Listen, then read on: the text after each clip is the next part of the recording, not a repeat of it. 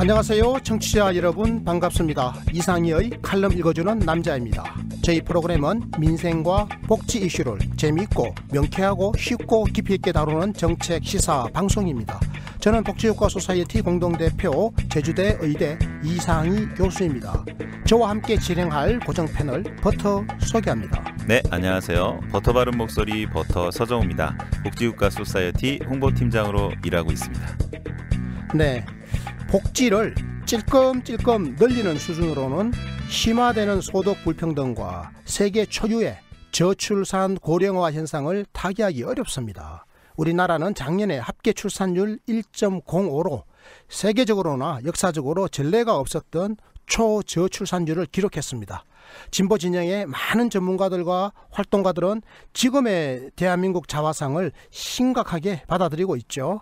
그러면서 기존에 찔끔찔끔 늘리는 수준의 복지 확충이 아니라 패러다임 전환적인 선제적 재정 투자를 강조하고 있습니다.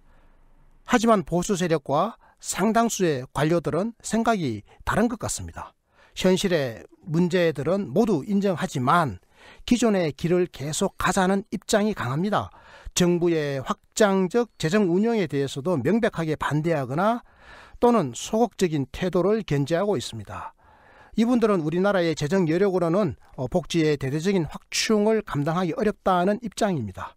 심지어 이들 보수 세력은 이미 우리나라가 도입한 복지 제도만으로도 30년이 지나면 복지 지출이 경제협력개발기구 OECD 평균에 이를 것이다, 이런 주장을 펴고 있습니다. 그래서 소극적 재정정책을 고수하려는 기존의 관성에서 벗어날 의사가 없어 보인다, 이런 겁니다. 조세정책도 마찬가지인데요. 소극적 재정정책에 부합하는 게 바로 소극적 조세정책입니다. 이것은 오래된 신자유주의 작은 정부의 원칙과 관성을 견지하는 보수적 태도입니다. 그런데 이런 태도가 촛불혁명으로 탄생한 문재인 정부 시대에도 영향을 그대로 미치고 있다는 주장이 진보 진영으로부터 나오고 있다는 사실입니다. 걱정입니다. 그래서 오늘 저희 방송에서는 바로 이 이슈를 다루어 보도록 하겠습니다. 오늘 이 칼럼의 주제는 소극적 재정정책과 종부세 눈치보기입니다. 이 주제와 관련해서 먼저 한겨레 신문의 사설 하나를 소개합니다. 버터 부탁해요.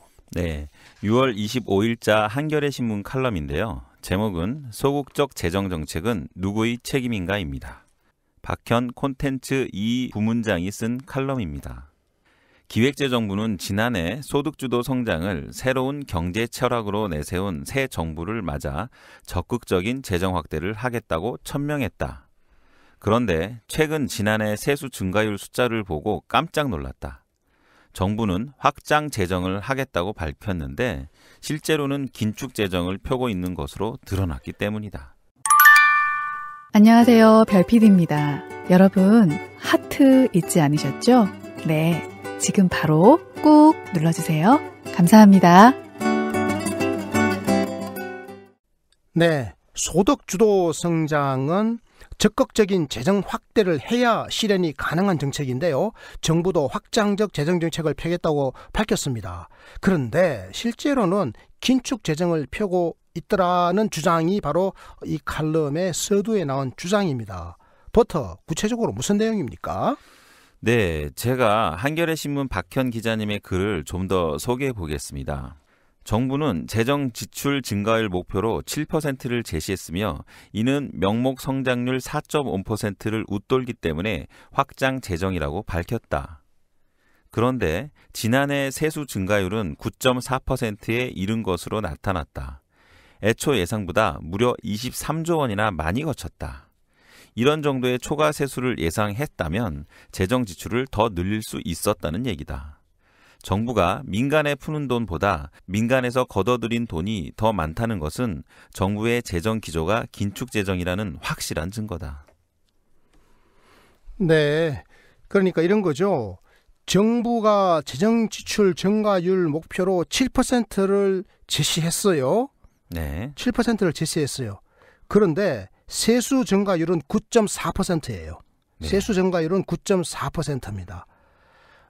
이게 재정 지출이라고 하는 것은 정부가 시중으로 돈을 푸는 거잖아요. 네. 이게 7%입니다. 전년 대비 7% 증가하는 건데 네네. 그런데 세수 증가율이라고 하는 것은 시중에서 돈을 정부가 끌어들이는 거잖아요. 네. 이게 전년 대비 9.4%가 증가한 거예요. 그러니까 앞으로 쓸 돈은 7%를 더 증가하겠다고 했고 그런데 들어올 수입이 9.4%가 또 증가했다는 거죠. 그렇죠. 그렇게 되면 정부 쪽으로 들어온 돈이 더 많아지게 된 것이기 때문에 쓸 돈이 더 많아졌습니다. 쓸 돈이 많아진 게 중요한 게 아니고 네. 쓸 돈이 많아진 게 중요한 게 아니고 정부가 더 많은 돈을 빨아들였다 이 말이죠. 그렇습니다. 그렇게 되면 이제 시중에 요만큼의 돈이 부족하게 된 거죠. 그렇습니다.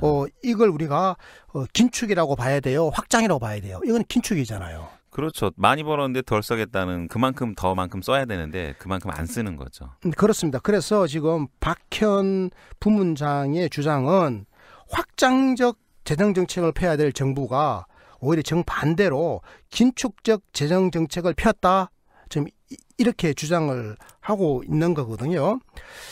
그러면서 이분은 이렇게 이야기를 하십니다. 선의로 해석을 하더라도 기획재정부가 확장 재정을 의도했는데 예기치 않게 세금이 많이 거쳐가지고 결과적으로 긴축이 됐다. 이제 이렇게 볼 수 있는 건데 이게 말이죠. 참 애매하긴 깝깝해요. 한데 네. 근데 그러니까 이게 무슨 얘기냐면 긴축 재정이 이런 식으로 됐으니까 아니다라고 주장할 수도 있다. 뭐 이렇게 볼 수도 있다는 건데 근데 이 아까 그 박현 기자님 글에 따르면 꼭 그럴까 하는 의문이 남는다는 겁니다. 제가 계속 이분의 주장을 좀 읽어보겠습니다. 초과 세수 증가는 몇 년 전부터 계속되어 온 터라 기재부라면 충분히 예상할 수 있었을 것이기 때문이다. 일부 전문가는 기재부가 예상 세수를 낮게 잡아서 새 정부가 복지 강화를 하지 못하게 했다는 의심까지 할 지경이다. 올해 세금 거치는 속도를 고려하면 기재부의 이런 꼼수 긴축 재정은 내년에도 계속될 개연성이 있다. 그러니까 초과 세수가 그 애초에 예상했던 것보다 훨씬 더 커요. 그래서 네. 무려 23조 원이나 많이 거친 겁니다. 그러니까 작년에는요. 초과 세수가 23조 원이었어요. 이게 말이죠. 원래 정부가 그칠 것이다라고 예상했던 그 세금보다 23조 원이 1년에 더 많이 그친 거예요. 네. 이게 그러면 우연히 그렇게 된 거냐? 우연히. 우연히. 예? 그러니까 예기치 않게 세금이 이렇게 많이 그친 거냐? 그런데 충분히 예측할 수 있었다. 일부 전문가들은 그게 아니다. 일종의 그 의심을 하는 거예요. 그게 아니라 그 예상되는 세수를 너무 낮게 잡아놓고는 그러니까 세수가 이렇게 적게 들어오니까 정부가 복지를 늘릴 돈이 많지 않다. 그래 복지를 조금만 늘리자. 이렇게 하려고 예상되는 세수를 적게 잡아놓고는 실제로는 초과 세수가 1년에 23조 원이 생겼다. 기획재정부가 이렇게 바보냐? 바보가 아닐 것이다. 그러니까 이 기획재정부는 충분히 이만큼의 세수가 있을 것이다라고 예상은 했음에도 불구하고 예상치를 낮게 잡아놓고는 초과 세수를 발생하도록 만들었다. 이런 거예요. 그러니까 일종의 이게 꼼수다. 꼼수를 써가지고 확장 재정정책을 저지하면서 그래서 복지 확충을 저지하고 궁극적으로는 꼼수로 긴축 재정정책을 펴도록 유도한 거 아니냐. 지금 이런 의심을 네, 하고 그렇습니다. 있다. 이게 지금 박현 기자님의 이제 말씀이신데요. 예, 근데 이 긴축 재정하면 무슨 안 좋은 효과가 있나요? 그렇습니다. 이 긴축 재정에는 부정적인 효과가 크게 두 가지가 있거든요. 부터 네. 하나는요 이겁니다. 지금 긴축 재정이 특히 이 지금 문재인 정부에서 부정적인 것은 두 가지 이유가 있는데 하나가 바로 말이죠. 이 문재인 정부의 핵심적인 게 소득주도 성장 아니겠습니까? 그렇습니다. 이 소득주도 성장의 근간을 허물어요. 제가 지난 방송에서도 여러 차례 이야기했지 않습니까? 소득주도 성장을 하려면 재정이 긴축이라 해야 돼요? 확장이라 해야 돼요? 확장을 해야 됩니다. 확장을 해야 이걸로 이제 복지에도 투자를 하고 일자리도 만들고 그리고 그 최저임금도 끌어올리는데 정부 지원도 나가고 할 거 아니겠습니까? 네. 그러면 확장 재정 정책을 해야 되는데 사실상 긴축 재정을 한다라고 하는 것은 소득 주도 성장을 어렵게 만든다, 근간을 허문다라고 하는 것이고요. 그러니까 이게 지금 소득 주도 성장이라고 하는 것이 결과적으로는 이게 재정 확대를 통해서 저소득층의 가처분 소득을 늘리는 건데 이걸 어렵게 만든다라고 하는 거죠. 자, 두 번째 긴축 재정의 부정적인 효과는 뭐냐? 이게요. 긴축을 한다라고 하는 것은 경기가 위축되는 거예요. 그렇습니다. 그러니까 뻔히 예상되는 거죠. 시중에 돈이 많이 풀려야 되잖아요. 네네. 근데 시중에 돈을 안 푸는 게 긴축이거든요. 정부가 돈을 꼭 움켜쥐고 시중에 돈을 풀지 않고 오히려 세수의 정대를 통해서 시중에 돈만 빨아들여 버리면 네. 시중에 돈이 적게 돌아다니니까 이게 바로 긴축으로 인한 경기의 침체가 되는 거거든요. 그래서 경기를 위축시키는 역할을 하는 겁니다. 지금 우리 대한민국 경기가 활황입니까? 아니면 둔화되고 있습니까? 둔화되고 있습니다. 둔화의 조짐을 보이고 있기 때문에 지금 거시경제적 차원에서는 돈을 풀어야 되거든요. 그런데 거꾸로 지금 긴축 재정을 펴면 이 경기 둔화가 가속화되는 게 아닌가, 지금 이런 문제가 있다, 이런 주장을 지금 우리 박현 기자님이 펴고 있는 겁니다. 마지막 부분을 더 말씀드리겠습니다. 이런 긴축 재정을 기재부의 의도적 행동이라고 보고 싶지는 않다. 그러나 더 큰 문제는 청와대가 이런 형태를 제대로 인식하고 있는지 여부다. 지난해 청와대 경제팀을 구성할 때부터 거시경제 전문가가 부족하다는 지적이 있었다. 일각에서 경제 컨트롤 타워가 어디냐를 놓고 논란이 일었지만 경제 컨트롤 타워는 어디까지나 청와대이고 기재부는 정권의 정책 이념 실행을 책임지는 조직이라고 보는 게 맞을 것이다. 그러니까 지금 박현 기자님의 칼럼 결론 부분을 지금 버터가 읽어주신 거잖아요. 네. 그러니까 이 박현 기자님은 이런 긴축 재정을 기재부, 기획재정부의 의도적인 행동이라고 보고 싶지 않다라고 하는 겁니다. 기본적으로. 네. 이제 그래서 잘해보자라고 하는 이야기예요. 지금 잘해보자. 네. 그러니까 지금 뭐 경제 컨트롤 타워가 어디냐 이런 논란이 지금 막 벌어지고 있지 않습니까? 기획재정부냐 청와대냐. 명백하게도 경제 컨트롤 타워는 청와대다 이렇게 지금 말씀을 하고 계시는 거고요. 그래서 기재부는 이 현 정부의 소득주도 성장을 제대로 뒷받침할 수 있는 집행부서이니까 잘해보자. 좀 이런 이야기를 하고 있습니다. 그래서 저는요, 이 소득주도 성장의 성공이 아주 절실하다라고 하는 데 대해서는 저는 뭐 우리 국민들 다수가 동의하고 있다고 생각합니다. 그런데 이것이 말이죠, 적극적인 재정 정책으로 뒷받침이 되지 않으면 성공이 쉽다 어렵다? 어렵습니다. 어렵습니다. 저는 이 말씀을 꼭 전해드리고 싶습니다. 이게 말이죠, 정부의 적극적인 재정이 뒷받침이 되지가 않으면 말이죠, 그렇게 되면 이게 일자리도 만들 수가 없고요. 그리고 근본적으로는요, 노동시장에 우리가 개입해가지고 좋은 구조를 만들어내기도 어렵고요. 무엇보다도 복지 분배를 개선하기도 어렵습니다. 그래서 네. 하위 20% 저소득 계층의 살림살이를 실질적으로 개선하기 위해서는 바로 적극적인 재정의 역할이 중요하다, 이 말씀을 제가 다시 한번 강조해 드립니다. 그렇습니다. 사실요, 이번에 종부세 인상 방안이 지금 제시됐지 않습니까? 네. 문재인 정부에서 지금 종부세 인상 방안이 조세 정책의 하나로서, 그리고 주택 정책의, 부동산 정책의 하나로서 이렇게 제시가 되었는데, 이게 말이죠, 시나리오 수준에서 비록 제시된 거긴 합니다. 1, 2, 3, 4안이 제시됐는데 이게 소극적인 형태로 지금 진행이 되고 있습니다. 그래서 납득하기가 어렵다라고 하는 주장이 진보 진영을 중심으로 크게 터져나오고 있는데요. 네. 버터가 경향신문에 실린 관련 사설 하나를 소개해 드리겠습니다. 버터 부탁합니다. 네. 경향신문 6월 26일자 사설인데요. 제목은 정부의 종부세 눈치 보기, 개도 구럭도 다 놓친다입니다. 25일 증권시장에서 건설사 주가가 급등하자 증권사들은 종합부동산세 개편안 충격 제로라는 평가를 내놓았다. 기득권층이 세금 폭탄을 거론하는 것과 달리 시장은 무덤덤하게 받아들이는 분위기다. 정부는 재정개혁특별위원회의 4가지 시나리오 중 가장 강도가 센 시나리오를 분석한 결과 20억 원짜리 1주택 보유자는 현재보다 연간 11만에서 46만 원, 30억짜리 다주택 보유자는 59만 원에서 174만 원 더 늘어난다고 밝혔다. 여기에 세금 증가액은 전년의 150% 내로 한정되고 장기 보유나 고령자 공제 혜택까지 받을 수 있다. 이쯤 되면 종부세 강화는 폭탄이기는커녕 종이 호랑이라 해야 할 것이다. 고작 이 정도 세금을 부과하려고 아우성을 쳤는지 한심할 지경이다.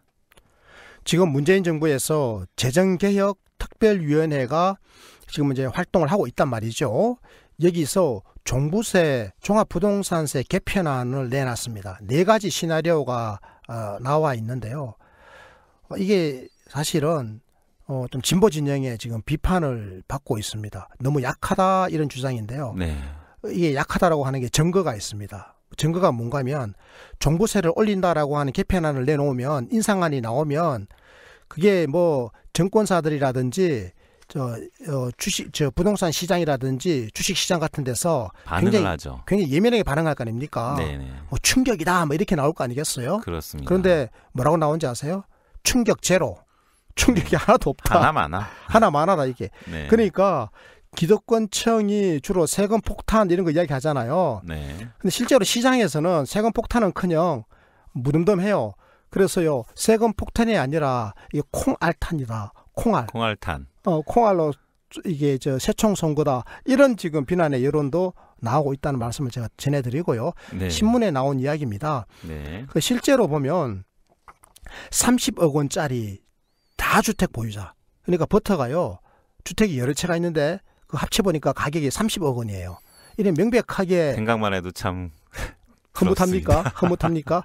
그런데요. 네. 이 30억 원짜리 다주택 보유자가 최대 174만 원 그 1년에 세금 더 내는 거예요. 네. 월로 나눠서 내면 한 달에 15만 원 정도도 안 되네요. 그러니까요. 그러니까 코웃음을 칠 것 같습니다. 그러니까 게다가요. 이분이 만약에 장기 보유했거나 이 주택을 네. 이제 고령자라면 또 공제 혜택을 받거든요. 아니 그 정도 30억짜리 임대해주면 버는 돈이 엄청나게 많을 텐데 그걸 뭘 또 혜택을 주는지 참. 그리고요. 세금 증가액이 전년에 내던 것의 150%로 전년에 100을 냈으면 올해는 200을 내는 게 아니라 150까지만 내도록 이렇게 또 한정이 되어 있습니다. 이런 저런 걸 다 따지다 보면 네. 진짜 세금 조금만 더 내거든요. 네네. 그러니까 종부세 강화라고 하는 것이 폭탄은커녕 종이 호랑이다. 고작 이 정도 세금 더 부과하려고 그 아우성을 쳤냐. 그러게 한심할 말입니다. 지경이다. 이게 경향신문 사설의 내용인데요. 결국은 정부의 종부세 눈치 보기는 개도 놓치고 구럭도 놓치고 다 놓친다. 왜 이렇게 했냐. 굉장히 강력한 비판 아니겠습니까? 네. 이게 이제 진보 진영의 정서를 대변하는 것 같아요. 그렇습니다. 실제로요. 진보 진영의 목소리가 막 터져 나오고 있습니다. 여기저기에서. 이 보유세 강화라고 하는 것은 기본적으로 조세의 형평성을 높이자라는 거고요. 그리고 또 부동산의 가격도 안정화시키자라고 하는 이런 취지가 있습니다. 이건 누구나 다 아는 거죠. 네. 그리고 실제로 지금 대한민국은 부동산이 불로소득인데 이것을 통한 지대 추구 행위가 너무 지금 심각해가지고 이 부동산을 통한 갑질이라든지 이런 거 얼마나 심각하겠습니까?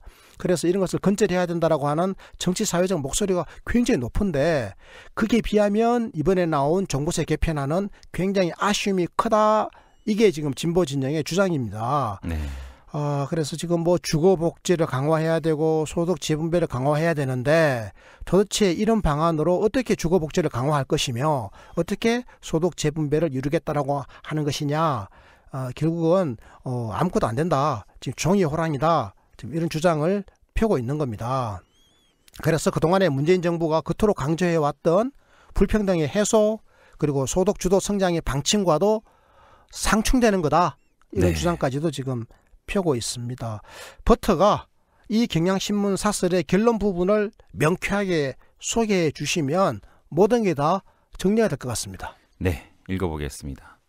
정부는 특의 개편안을 토대로 7월 중 최종안을 만들어 확정할 계획이라지만 현 개편안으로는 개도 구럭도 다 놓칠 수밖에 없다. 세금 산정의 기본이 되는 공시가격의 현실화를 비롯해 보유세 강화 목표와 로드맵을 다시 짜야 한다. 과거 종부세를 도입했던 노무현 정부는 30%에 못 미치는 지지율에도 담대한 파격적인 개혁안을 내놨다. 상위 1% 부자들의 종부세를 올린다고 경제에 부담이 된다는 증거도 없다. 촛불이 탄생시킨 정권이라면서 왜 이토록 기득권의 눈치를 보는지 알다가도 모를 일이다. 상위 1% 부자들만 종부세를 지금 내고 있지 않습니까? 네. 그런데 이분들 중에서도 극히 일부죠. 상위 1%가 지금 종부세를 내고 있어요. 네. 이분들 중에서도 극히 일부 한 10 내지 20% 정도만이 지금 종부세를 조금 더 내도록 만드는 게 이번 개편안이거든요. 네. 그런데 이거가 너무 약하다라고 하는 거 아니겠습니까? 그래서 이분들이 종부세 조금 더 내게 된다라고 해서 무슨 경제에 부담이 되냐. 사실 이거 경제에 부담은 안 되거든요. 그럼 결국은 그러게요. 뭐냐. 이분들이 반발하는 게 그렇게 무서우냐. 지금 이런 물음표를 찍고 있는데요. 네네. 촛불이 탄생시킨 정권이라면서 웨이터로 기득권의 눈치를 보는 건지 알다가도 모를 일이다. 이게 알다가도 모를 일이다 그랬잖아요. 네. 그러니까 안다라는 소리예요? 모른다는 소리예요? 모른다는 얘기입니다. 저는요. 안다라는 이야기라고 봅니다. 아, 그렇습니까? 안다의 방점이 있다. 우리 지금 눈치를 문재인 보는지 정부의 안다. 문재인 정부의 정무 전문가들이나 정책 전문가들이 저는 이런 내막을 모른다라고 생각하지 않습니다. 안다라고 이야기하는데 너무 직설적으로 알면서 왜 안 하니라고 말하기가 민망하니까 알다가도 모를 일이다 이렇게 표현한 게 아닌가 싶은데요. 자기 손으로 눈 가리고 있는 거네요. 자, 안다고 저는 생각해요. 네. 보세요. 지금요. 사실은요. 종부세 그러니까 상위 1%가 아니라 상위 뭐 0.3%, 0.2%에 해당되는 극소수에 해당되는 일인데 그런데 사실은요. 정무적으로는 이분들의 반발이 두려운 게 아니에요. 세금이 높아지게 되었을 때 이분들의 반발이 있더라도 네. 1%도 안 되는 사람들의 반발이잖아요. 네. 이걸 대다수 국민들이 포위를 해버리면 이 반발은 수그러들게 되거든요. 반발할 수가 없어요. 네, 반발하기 힘들죠. 그런데 이 반발이 시발점이 돼가지고 국민들이 동요할까 봐. 나도 오르는 거 아닌가? 나도 오르는 게 아닌가도 있고요. 네. 자, 버터에게 제가 사례를 하나 들어볼게요. 만약에요. 이거는 전적으로 가정입니다. 버터의 삼촌께서 네. 재산이 30억이 넘어요. 집이 네. 한 5채 있어요. 네네. 그래가지고 이번에 종부세로 돈을 좀 더 내게 됐습니다. 그런데 버터와 버터 삼촌은 너무너무 친해요. 삼촌 네. 하면 너무너무 좋아하고 아껴주세요. 네네. 그런데 버터는 개털이에요. 가진 게 없어요. 가난해요. 저소득층입니다. 보통 사람이에요. 서민이에요. 네. 자, 그런데 이번에 버터 삼촌께서 종부세 때문에 세금을 좀 더 내게 생겼습니다. 아니면 많이 좀 더 내게 생겼어요. 지금 내던 것보다 한 2배 정도 많이 내게 생겼습니다. 그렇다면 예를 들어 지금 1,000만 원 내고 계시는데 한 1,000만 원 더 내게 생겼습니다. 네. 그럼 버터는 기분이 좋아요, 나빠요? 친한 삼촌이라고 하는 걸 염두에 두십시오. 그러니까 아주 솔직히 말씀드리면 이제는 제가 복지국가 교육을 너무 많이 받았기 때문에 아무리 친해도 삼촌 그 정도 내셔야죠라고 할 것 같아요. 근데 그건 저의 특수한 경우고 대부분의 보통 사람들은요. 네. 아니 우리 삼촌이 저렇게 세금을 많이 냈는데 말이 돼? 그런다고요. 그렇겠죠. 사실은 대부분의 사람들 그렇죠. 사실은 그게 자기를 위한 건데 세금 내는 게 그렇습니다. 자기에게는 이득이고 이 나라가 바로 쓰고 일자리를 만들고 소득주도 성장이 성공하고 최저임금이 올라가고 바로 보통 사람들의 살림살이가 좋아지는 것임에도 불구하고 자기 삼촌에 관련된 일이기 때문에 네. 싫어하는 거예요. 그래서 거기에서부터 시작해가지고 나중에 이제 개혁이 자기에게 뭐 조그마한 거라도 얻어 걸리잖아요. 그럼 그걸 다 엮어가지고 정부를 요구를 합니다. 네. 이게 노무현 정부, 참여정부 때 있었던 일이에요. 그렇습니다. 그러니까 그 참여정부의 그 종부세 세금 폭탄의 트라우마가 있잖아요. 네. 그러니까 아직도 이거를 많은 사람들이 이게 좀 사실 좀 꺼려하는 겁니다. 두려워하는 거죠. 저는요 충분히 이해할 수 있다고 생각해요. 그렇지만 저는 국민을 믿어야 된다고 생각합니다. 이제는. 그렇습니다. 지금 뭐 대통령 지지율 빵빵하고 그렇습니다. 그다음에 지자체 선거 엄청 그렇습니다. 뭐 거의 휩쓸지 않았습니까? 그렇습니다. 그리고 한번 밀고 가야 될 좋은 기회라고 생각합니다. 그리고요 지금 10년, 15년 전하고 비교해 봤을 때는 그 사이에 세상이 많이 변했습니다. 촛불혁명을 겪었고요. 네. 그리고 이제 깨어있는 시민들이 많이 조직화가 되어 있습니다. 증세에 대한 저항감도 그 당시하고 지금하고는 굉장히 많이 다를 것 같습니다. 그렇습니다.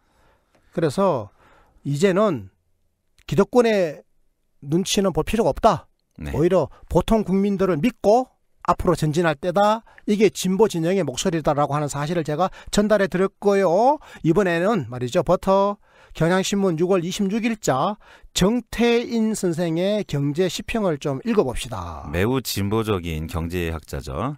6월 26일자 경향신문 정태인의 경제시평인데요. 제목은 최저임금과 종부세입니다. 제가 먼저 서론 부분을 읽어보겠습니다. 지난 22일 재정개혁특별위원회가 공평과세 실현을 위한 종합부동산 세제 개편 방향을 발표했다. 최저임금에 이어 또 한 번 논란이 일어날 터였다. 2018년 최저임금 인상은 저임 노동자 552만 명이 대상이지만 종부세는 최상위 자산가 2016년 기준 27만 4천 명을 겨냥한다. 대기업 총수는 물론 고위공무원, 국회의원 상당수, 그리고 고위직 언론인, 경제학자 상당수가 여기에 포함될 테니 훨씬 더 시끄러울 것이 뻔했다. 그런데 의외로 잠잠하다. 한마디로 생색만 낼 테니 부자 여러분 안심하세요가 위원회의 발표의 요지였기 때문이다.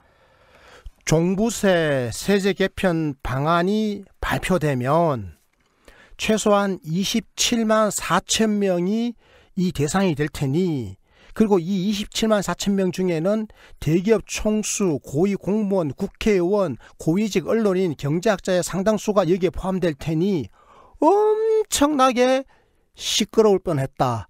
반발이 엄청났고 그래서 나라가 시끌시끌 할 뻔했다 이 말이잖아요. 네. 그런데 의외로 어땠다? 잠잠하다. 잠잠하다. 자, 이게 참 아주 역설적인 상황이 지금 벌어졌습니다. 정태인의 경제 시평에서요. 이런 겁니다. 결론은 뭐냐? 정부가 종부세 세제 개편, 종부세 대폭 인상하는 것처럼 비슷하게 생색만 낼 테니까 부자 여러분은 안심하십시오. 이렇게 약간 좀 비꼬는 듯한 이런 말씀을 하시면서 이것이 바로 발표의 요지였다. 그러니까 부자는 안심하라라고 하는 게 메시지였기 때문에 부자들이 실제로 안심했고 그렇게 해서 시끄럽게 하지 않았다 이겁니다. 네. 시끄럽지 않은 게 만약에 종부세 개편안의 목표였다면 그 목표는 달성했다 이렇게 지금 비꼬고 있는 거예요. 네. 그런데 실제로는 이렇게 조금 시끄러워도 된다라고 하는 이야기 아니겠습니까? 조금 시끄러워도 된다. 이게 지금 정태인 선생의 주장인데요. 그래서 정태인 선생이 이렇게 말씀을 하십니다. 뭐가 두려운지 기획재정부는 그 다음날 친절하게 설명까지도 덧붙였대요. 그래서 가장 강력한 방안이 1, 2, 3, 4 중에 세 번째 안이거든요. 이 세 번째 안은 말이죠. 공정시장 가격의 현실화와 함께 세율도 조금 인상하는 겁니다. 그래서 공정시장 가액의 현실화 그리고 세율 인상 여기 동시에 가해지는 게 제3안인데 이게 가장 강력하대요. 이 방안에 따르더라도 30억 원의 주택 소유자, 다주택 소유자는요. 추가로 부담할 세금이 1년에 174만 원에 불과하다. 이렇게 지금 이 누구 이야기라고요? 이게 기획재정부의 설명이래요. 그러니까 기획재정부는 이런 이야기죠. 30억 원이 넘는 다주택 소유자도 추가로 부담하는 게 1년에 174만 원밖에 안 돼요. 그러니까 이거 별거 아니니까 걱정하지 마세요. 그렇습니다. 이런 이야기를 했다라는 거예요, 지금. 네. 이렇게 지금 이야기하는 게 이게 좀 웃긴 거 아니냐. 이렇게 지금 정태인 씨가 약간 조금 희화화하는 거죠, 지금. 매우 비꼬았습니다. 비꼬고 있는 겁니다. 그러니까. 그래서 실제로요, 10년 전만 하더라도 2008년이죠. 2008년에 기재부가요. 20억 원짜리 주택의 종부세를 1,000만 원이나 깎아줬대요. 그러니까 20억 원짜리 종부세를 1,000만 원 깎아줬대요. 그러니까 지금 뭐 한 100만 원 남짓 올리는 거잖아요. 20억 원짜리에 대해서는 한 50만 원, 100만 원 올리는 거고 네. 30억 원짜리에 대해서 170만 원 올리는 거니까 깎아준 거에 비하면 이게 사실 세 발의 피만큼만 올리는 거잖아요. 네네. 그렇죠. 그리고 그 사이에 지난 10년 사이에 집값이 얼마나 올랐겠어요. 많이 올랐죠. 그러니까요. 그러니까 집값 많이 올랐고 그때 종부세 많이 깎아줬으니 그리고 당신들 지난 10년 동안 얼마나 돈 적게 냈냐. 1년에 1,000만 원만. 1,000만 원, 1억이네요. 10년이면 1억 아니에요. 1억 네. 적게 내도록 만들어줬으니까 뭐 한 달에 100만 원, 1년에 100만 원 남짓 더 내는 거 가지고 뭘 그러느냐 봐줘. 네네. 이게 기획재정부의 설명이다 이런 이야기입니다. 아이고. 자, 이 종부세라고 하는 게 주택 소유자의 2.1%, 주택 소유자 2.1%입니다. 종부세를 좀 내봤으면 좋겠습니다. 네. 우리나라는요, 주택 소유자가 전체 가구에 한 65% 되고요. 65%, 3분의 2쯤 되죠. 그 주택 소유자 중에서 2.1%가 종부세를 내니까 전체 국민으로 따지면 1%가 채 안 돼요. 네. 바로 그런 거다라고 하는 겁니다. 자, 그런데 우리나라는 부동산 보유세, 이 보유세 부담률이 0.15%래요.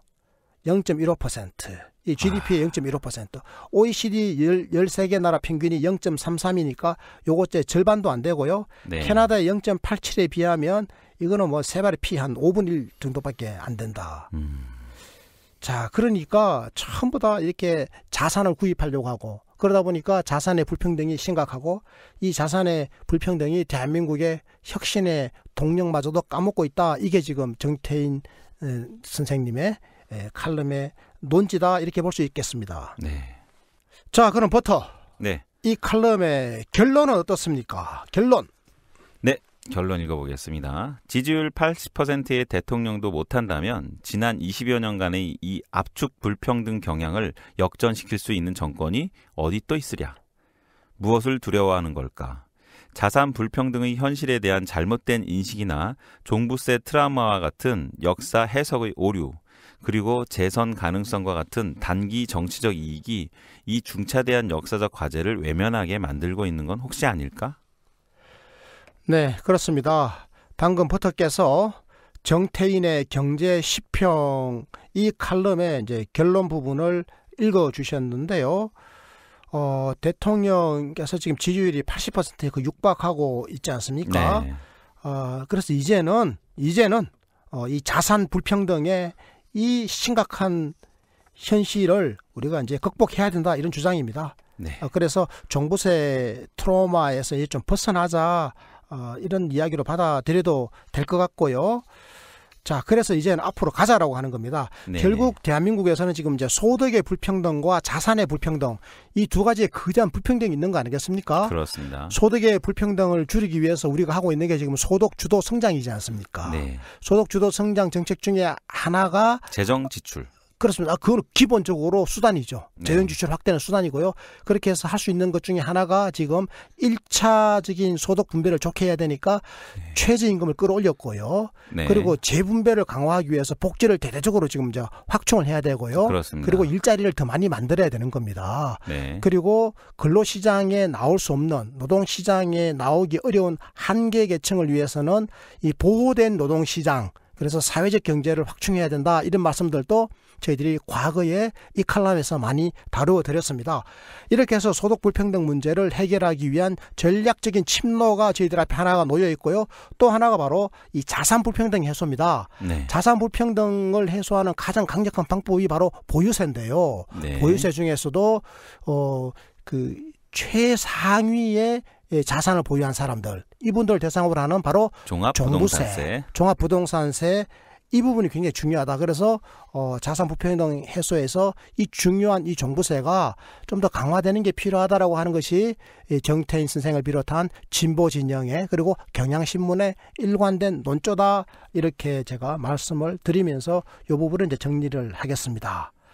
자, 그런데 말이죠. 정태인 씨뿐만이 아니라 경제학자들 다수가 지금 그 비판적 시각을 갖고 있는데 이게 언론에 보도가 되고 있어요.